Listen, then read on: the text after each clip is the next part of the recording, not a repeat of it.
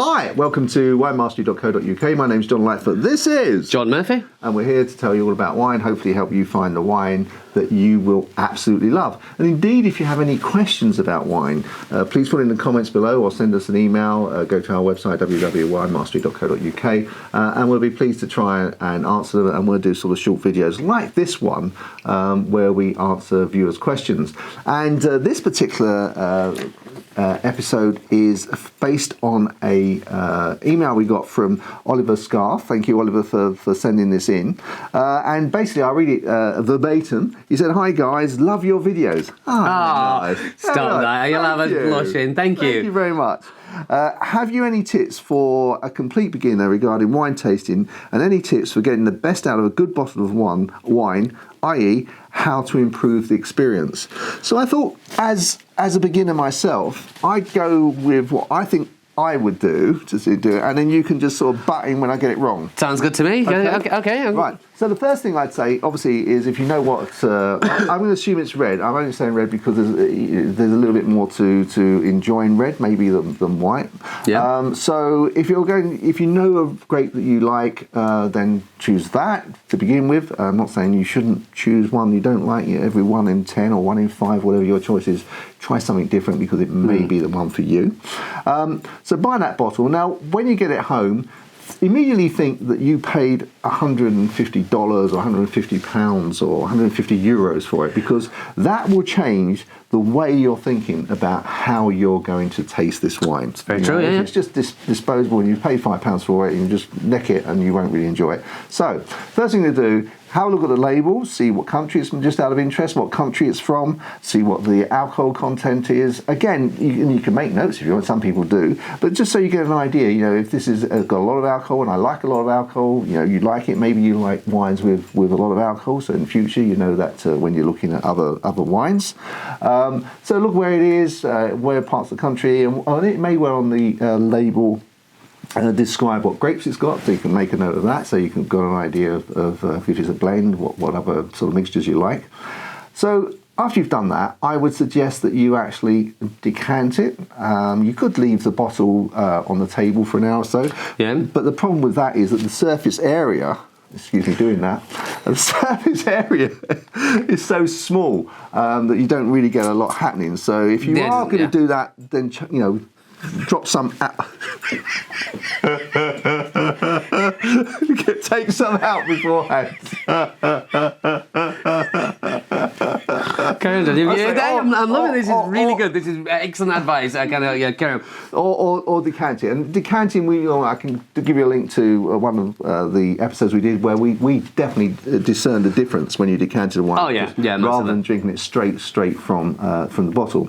So now you've decanted it. You can leave it a little while if you want. If you're in a rush, then drink it straight away. But leave it a little while if you've got the time. Yeah. Pour it into your glass. Don't pour too much into your glass. Just maybe a quarter of the glass full, rather than sort of half full or anything.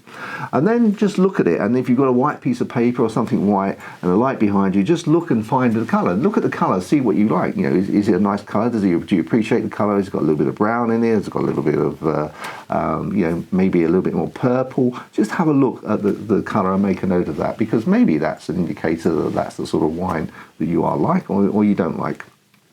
So once you've done that, give it a good little swish, and I know that people are worried about it sort of splashing everywhere. So one of the ways is actually just to put it on the table and then actually just move it with the base not leaving the table, and it's more controlled. So actually, but you still get the sort of swishy. Oh yeah, it gets all around. Yeah, gets the swishy effect. And then take a smell. Now just breathe in. Now the first thing I'm saying is that one of the things I didn't mention about a label is sometimes they tell you what you should be smelling or what you should be tasting. Don't worry if you're not getting that, because we all pick up different things, and don't worry about it at all. And some of the bigger wine manufacturers or producers actually have marketing departments that write them and they've never tasted them. So don't be put off by that. So smell them. See if it reminds you of a particular smell, and you may find it's helpful to afterwards maybe look at a book, a wine book, because that might tell you what you might expect to smell. And because quite often with John, his palate and nose are so much better than mine. That's a go. But like you say, sometimes it might be a smell that I can smell that you smell the exact same smell. We describe it in a different way. Like the leather smell that I have. Yeah. You can relate it to that, but you don't see it as leather. It's something else. Yeah. Yeah, Okay. yeah. But also, I think you'll sometimes you'll say, oh, I can fruit pastels or something. You'll say, and I go, wow, yeah, it links. So sometimes that will help you. So you smelt it now, and the next thing now is to taste it. Now, the first thing I'd say then is take not necessarily a whole big mouthful, but a small mouthful of the wine. Rinse it around your mouth. Don't bother to taste this bit. Rinse it around your mouth and swallow it. And the purpose I say that is to get any residual tastes or stresses you may have in your mouth. Yeah, and almost like to warm it up. Get anything that is, like they say, anything that is residuals, just get that gone. So don't pay that too much heed. No. And then take a sip of the wine and now actually start to concentrate. Now, you can take a sip and you will quite often in our videos you'll see us making that funny noise with our lips as we bring in the air. Slurpee, yeah. Yes, but that bringing the air in again helps get the taste out of the wine, and it does make a big difference. So you may, depending on the wine you've got, you may get 1, 2, 3, or maybe even 4, if you're lucky, different types of taste. So again, taste them. Try and remember what they are. If you're writing notes, you feel free to do that. You write a note of what you think it tastes like, and then do it again. And maybe just quite often we find, or I found, that you're tasting the first one, you're trying to think what that is, and then the second one comes and you forget about the first one and so on. So this is a good excuse to get the whole way through the bottle, because you're chasing the taste. You're chasing the taste. What are they? Perfect excuse, Perfect excuse. So once you've done that, you drink it, and then you will be left. Just don't pick up the glass straight away again. Just be left with that taste in your mouth, and just see how long it lasts. See whether the tannins, that things that make like tea when you're drinking a cup of tea, that sort of dryness in your mouth, are they present, or is it really a fruity, juicy wine that's making your mouth?